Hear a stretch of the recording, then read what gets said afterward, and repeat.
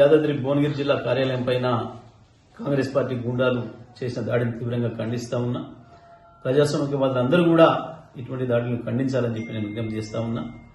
స్వయంగా పోలీసులే వెంట పెట్టుకుని వచ్చి ఈ దాడి చేయడాన్ని చూస్తే ఈ రాష్ట్రంలో పోలీసులు కాంగ్రెస్ పార్టీ కార్యకర్తలు కలిసి పనిచేస్తున్నారు, కలిసి దాడులు చేస్తున్నారు ప్రతిపక్షాల మీద అని చెప్పి చెప్పడానికి ఇది ఒక పెద్ద ఉదాహరణ.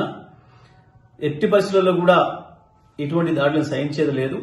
నిజంగా మేము కూడా అటువంటి దాడులు చేయాలి, ప్రోత్సహించాలనుకుంటే కాంగ్రెస్ పార్టీ నామరూపాలు కూడా ఉండేవి కావు గత 10 సంవత్సరాల కాలంలో.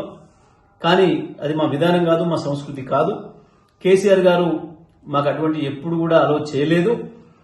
ఇప్పటికైనా నేను విజ్ఞప్తి చేస్తా ఉన్నా, మహేష్ కుమార్ గారు కాంగ్రెస్ పార్టీ పిసిసి అధ్యక్షుడిగా మీ ముఖ్యమంత్రి ఎట్లాగూ ఇదే పని చేస్తాడు, ఆయన ప్రోత్సహిస్తాడు.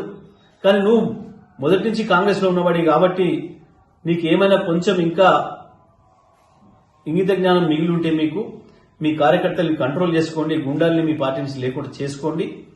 లేకపోతే మాత్రం తెలంగాణ ప్రజలు చేసే దాడిలో మీరు తట్టుకోలేరు. ఇది గుర్తుపెట్టుకోమని చెప్పి నేను విజ్ఞప్తి చేస్తా ఉన్నా.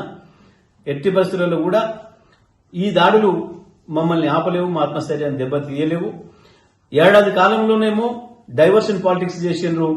ప్రతి సమస్యలో ప్రజలు అడిగితే దాన్ని పక్కదారి పట్టించే ప్రయత్నం చేసిండ్రు.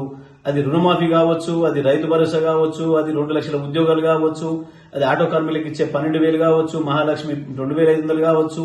ప్రతి దాంట్లో డైవర్షన్ పాలిటిక్స్ చేసుకుంటూ వచ్చిండ్రు.